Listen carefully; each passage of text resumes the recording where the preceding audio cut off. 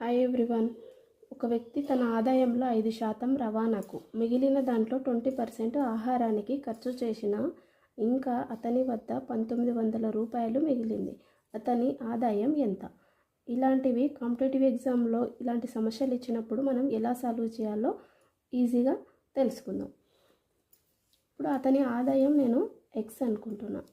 అతని ఆదాయంలో 5% రవాణాకు ఉపయోగించుండు అంటే 95% అనుకోవాలి.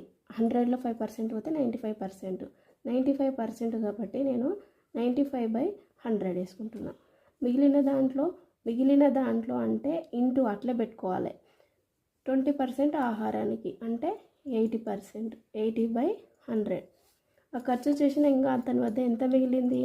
1900.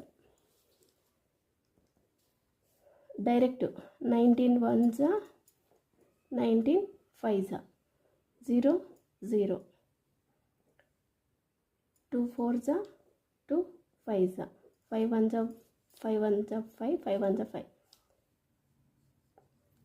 4 1s 4 2s 4 25s. ఏం మిగిలింది ఇప్పుడు మనకు? 1/25 = 100. x = 25 × 100 అనగా x = 2500 రూపీస్. అతని ఆదాయం వచ్చేసి ఎంత? 2500 రూపీస్.